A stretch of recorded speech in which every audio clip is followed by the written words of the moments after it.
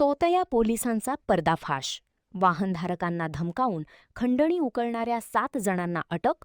21.19 लाखांचा मुद्देमाल जप्त.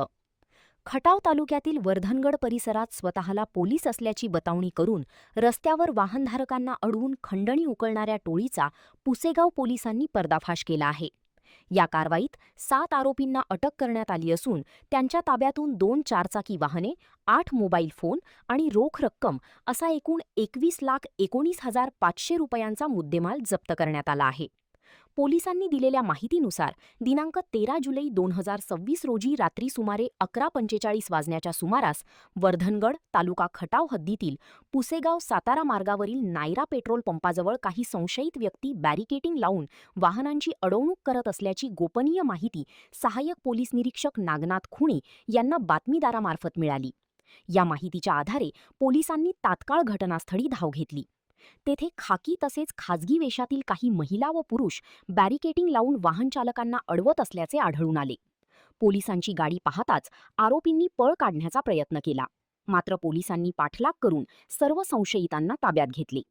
चौकशी दरम्यान आरोपींनी स्वतःला पोलीस असल्याचे खोटे सांगून वाहनचालकांना तुमच्यावर कारवाई करतो अशी भीती दाखवत प्रत्येकी 500 रुपये उकळण्याची कबुली दिली. याशिवाय 2 मोटारसायकल स्वारांकडूनही अशाच प्रकारे पैसे उकळण्याचे तपासात निष्पन्न झाले. या कारवाईत आरोपींकडून 2 चारचाकी वाहने, टाटा सफारी व स्विफ्ट डिझायर, 8 मोबाईल फोन आणि रोख रक्कम असा एकूण 21.19 लाख रुपयांचा मुद्देमाल जप्त करण्यात आला आहे. अटक करण्यात आलेल्या 7ही आरोपींना न्यायालयासमोर हजर करण्यात आले असता न्यायालयाने त्यांना पोलीस कोठडी सुनावली आहे. ही कारवाई पोलीस अधीक्षक निखिल पिंगळे, अपर पोलीस अधीक्षक डॉक्टर वैशाली कडूकर आणि उपविभागीय पोलीस अधिकारी राजश्री तेरणी यांच्या मार्गदर्शनाखाली सहाय्यक पोलीस निरीक्षक नागनाथ खुणी व त्यांच्या पथकाने केली. या धाडसी आणि तत्पर कारवाईबद्दल वरिष्ठ अधिकाऱ्यांनी पोलीस पथकाचे कौतुक केले आहे.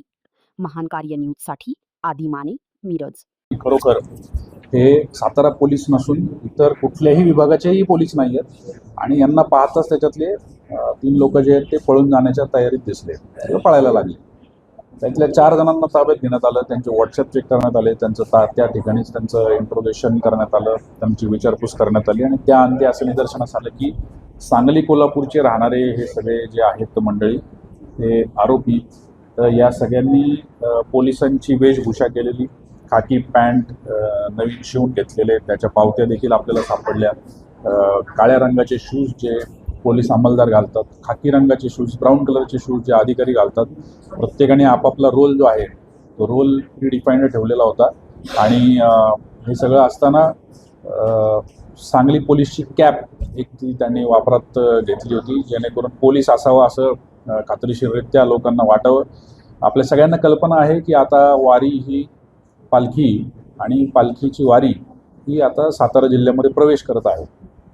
अशावेळी या सगळ्या भागामध्ये नवीन लोक जे दर्शनासाठी जात आहेत, नवीन वाहनं जी दर्शनासाठी जात आहेत, त्याच्यामध्ये वारकरी आहेत, भाविक आहेत, या सगळ्यांच्या गाड्या या ठिकाणावरून जात असताना त्यांना अडवून, कारण जुनी जी लोक असतात जी स्थानिक आहेत यांना कल्पना असते कोण पोलीस असतात, कुठे नाकाबंदी असते, कधी असते, तर याची कल्पना असते, ओळखत असतात एकमेकांना.